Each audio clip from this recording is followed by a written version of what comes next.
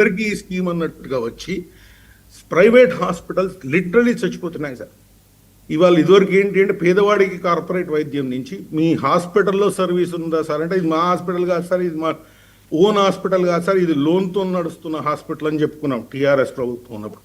ఇవాళ కాంగ్రెస్ ప్రభుత్వం వచ్చినాక ఇక్కడికి వచ్చినాం మేము అంటే అనారోగ్యంతో పాలైన ఆరోగ్యశ్రీ హాస్పిటల్స్ అన్న వరకు వచ్చినాం. ఇది చెప్పుకుంటూ వీళ్ళందరికీ 9 నెలలుగా చెప్తున్నాం, ఇంకెన్ని రోజులు చెప్పాలి.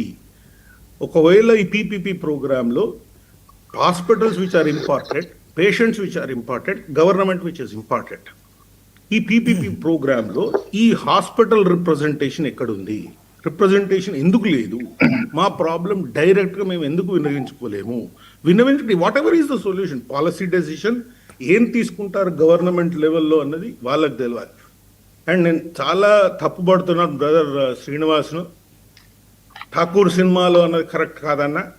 ఇది మేము చిన్న చిన్న హాస్పిటల్స్, నీలాంటి వాడిని నేను శ్రమపడి, నాకు గవర్నమెంట్ ఉద్యోగం లేదు కాబట్టి కష్టపడి ఈ నా 30-35 ఏళ్ళ నుంచి రూపాయి కూడబెట్టుకొని ఇంట్లో హాస్పిటల్లో ఇన్వెస్ట్ చేసినాను. ఓకే డాక్టర్ రాకేష్ గారు ఓకే మీ ఆవేదన అర్థమైంది. ఒక్క నిమిషం సార్, ఇది అందరికి తెలియాలి. ఒక్క నిమిషం ప్లీజ్. మిగిలిన వాళ్ళంతా పొలిటీషియన్స్ వాళ్ళ ఓన్ ప్రాబ్లమ్స్ చెప్తున్నారు. ఇక్కడ I'm only talking about Aarogyasri, నా ప్రైవేట్ ప్రాక్టీస్ గురించి మాట్లాడటం. కొన్ని హాస్పిటల్స్ బంద్ చేసుకున్నారు, కొన్ని హాస్పిటల్స్ మేనేజ్మెంట్స్ మారుతున్నాయి, కొన్ని హాస్పిటల్స్ డాక్టర్స్ అంటే మిగిలిన వచ్చిన రెవెన్యూ ఇంట్లో పెట్టి అప్పుల పాలై ఈఎంఐలు కట్టుకోలేక ఓడీలు తీసుకొని హాస్పిటల్స్ నడుపుతున్నారు.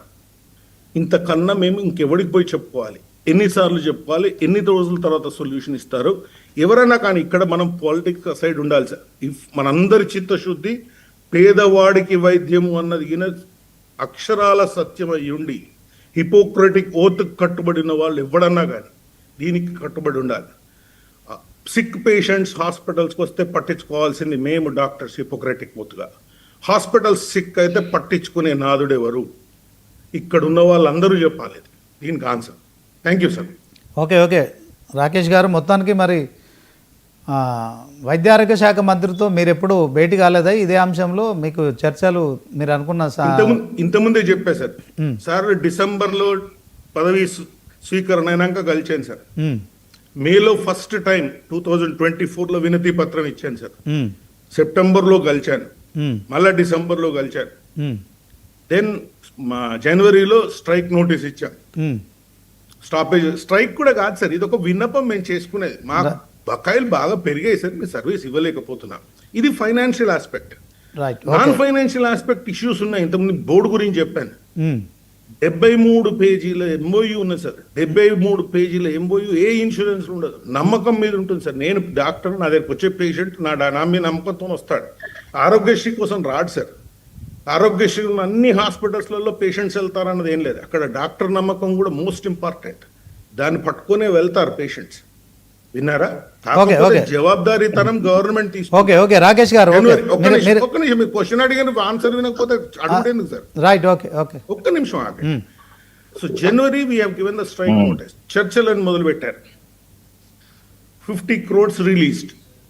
హాస్పిటల్స్ లో కదులుతోంది ప్యాకేజెస్ ఎక్కడి నుంచి. ఒక్కొక్క డిజీజ్ ఒక్కసారి నేను అప్రూవల్కి పెట్టాక 5 స్టేజెస్లో పోకుంటూ నా దగ్గరికి మనీ వస్తుంది సార్. ఈ 5 స్టేజెస్ పోవడానికి ఇదివరకు it use to take 40 days. విన్నారా? ఈ 40 days కాస్త క్రమేణంగా 90 days అయినాయి, 180 days అయింది, 360 days అయింది, ఇప్పుడు 400 daysకి వచ్చింది సార్. ఏంటి అంటే బడ్జెట్ లేదు.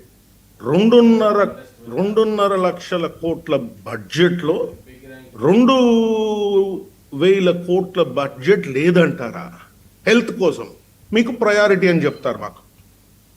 రెండో విషయం, ఇంతకుముందు బ్రదర్ అన్నాడు, గవర్నమెంట్ హాస్పిటల్లో సేమ్ ఆర్థోపెడిక్ సర్జరీ 30,000కి చేస్తారు సార్. నా దగ్గర కూడా నేను 30,000కి చేస్తాను. ఇందులో ఉన్న వాళ్ళు ఎవరన్నా సమర్థించాలి ఈ మాట. 30,000కు గవర్నమెంట్లో ఉన్న డాక్టర్లకు జీతం కాకుండా వచ్చే ఎక్స్ట్రా అమౌంటా? వాళ్ళకేమన్నా గుడ్లకు ఫుడ్కు పెట్టాల్సిన ఖర్చులు ఏమన్నా ఉన్నాయా? వాళ్ళకేమన్నా ఎక్స్ట్రా అంటే ఇవి లేకుండా ఏమన్నా ఉన్నాయా? ఇన్వెస్టిగేషన్స్ వాటికి ఏమైనా ఖర్చులు పెట్టాల్సిన అవసరం ఉన్నదా, ప్రాపర్టీ ట్యాక్స్లు కట్టాల్సింది ఏమైనా ఉన్నదా, అడ్వాన్స్ ట్యాక్స్లు కట్టాల్సింది ఏమైనా ఉన్నదా? ఏం లేదు సార్, ఇది మా ప్రైవేట్ వాళ్ళకు ఉంటుంది. ఓకే ఓకే ఉన్నా రాకేష్ గారు చేస్తున్నాం సార్. ఒకటి Giving services. డాక్టర్ రాకేష్, నా రాకేష్ పేరు గారు. జయరామ్, మీరు శ్రీనివాస్ అని అన్న, ఆగండి, పదే నువ్వు పదే ఆగు, నువ్వు ఆగు, నువ్వు ఆగు, నా పేరు నేను డాక్టర్ చెప్తాను. జయరామ్. ఒక్క నిమిషం మీకు మీకే, నేను చిన్న జయరామ్ గారు, clarification మీకే చెప్పాను. గవర్నమెంట్ హాస్పిటల్ అసలు మేము ప్రైవేట్ హాస్పిటల్స్ కే ఈ అన్న, ప్రోగ్రామ్ అన్న, ఇవ్వకూడదని అన్న, చెప్తున్నాను. జయరామ్ భయ్య, నువ్వు One కొంచెం thing, సేపు one thing. ఆగాలి. వినండి, నువ్వు ఇప్పుడు మీరు చెప్పినా మాట్లాడినప్పుడు సార్ మేము నేను విన్నాం కదా. మాట్లాడలేదు. మీరు కూడా నేను position మాట్లాడినప్పుడు నేను level మాట్లాడలేదు. మీరు being ఆగాలి. a- being a When professional, you are on a let me debate, finish you first of should all. know the What I am decency of telling. the debate. Brother, వినండి No, brother. మీరు no, we ఎందుకు don't అంత agree. politician లాగా behave చేస్తారు? You వినండి. tell Let after me me, finish first after of all. me. You tell me after me. You are not supposed to intervene. You are not supposed to Yeah, intervene. yeah. That is ఇప్పుడు basic మేము చెప్పేది decency. వినాలి కదా. ఇప్పుడు నువ్వు నువ్వు చదువు, మేము చెప్పేది నేను వినాలి చెప్పినాక కదా. నువ్వు చెప్పన్నా. గవర్నమెంట్ నువ్వు చెప్పినప్పుడు నేను మాట్లాడానా? అది కట్టేది ఉందన్నా, ఏది కట్టేది ఉందా, అంతకంటే ఎక్కువ ఎక్స్పెండిచర్ ఆగన్నా నువ్వు గమని చెప్పకు సాలరీస్ story. ఉంటాయి, ఇన్ఫ్రాస్ట్రక్చర్ నాకు తెలుసా నా- అదే అందుకే నా వెత్తద్దు నువ్వు. ఈ రోజు క్లినిక్ ఆ పాటలన్నీ ఎత్తకూడదు. అరే ఏం అవన్నీ నువ్వు మాట్లాడుతున్నావు? అని వినే ముచ్చట చెప్పదాకా చెప్పకు. వినవా లేదా? ఇది నువ్వు లొల్లి కాదు ఆగవా? కదా. నేను చెప్పినాక నువ్వు మాట్లాడుతూ కదా. కానీ. నువ్వు పైసల లొల్లి ముడిపోయిందా? తప్పితే నీకు ఏమన్నా? ఇక్కడ సర్వీసుల పొద్దున్న గురించి 7 గంటలకు మాట్లాడలేము ఉద్యోగం మనం. పోయేది ఏమన్నా ఉన్నదా నీకు? ఏమి ఆగా, నాకు కొంచెం ఆగు. మేము అరే మళ్ళీ మాట్లాడి- ఆగమంటావు ఏందా? నాకు అర్థం కాదు. నువ్వు చెప్పినావు నువ్వు ఇంతసేపు నా పదే పదే ఆగవే, పదే నువ్వు మరి వీని మాట్లాడేది ఇన్స్టెంట్ నువ్వు చెప్తున్నావు. మాట్లాడిన నేను చెప్పి చెప్పాలా నాకు వద్దా? విన్నా లేదా? నువ్వు నాకు ఆగమంటావు ఏందా? నాకు అర్థం కాదు. నీ పైసలు లొల్లి. ఒక నిమిషం ఒక నిమిషం డాక్టర్లు ఇద్దరు డీసెన్సీ మెయింటైన్ చేయండి. ఒక నిమిషం మీరు మోడరేట్ చేస్తారా లేదా సార్? రాకేష్ గారు ఒక నిమిషం రాకేష్ గారు జయరామ్ గారు ఒక నిమిషం జయరామ్ గారు మోడరేట్ చేయండి సార్ మీరు. రాకేష్ గారు నాకు చెప్తావు ఎట్లా? రాకేష్ గారు రాకేష్ గారు ఒక నిమిషం జయరామ్ గారు Debate moderate చేయండి సార్. ఓకే జయరామ్ గారు క్లినిక్ శ్రీనివాస్ గారు 1 మినిట్ నాకు జస్ట్ 1 మినిట్ ఇంటర్ప్రిటేషన్ అంతేనా?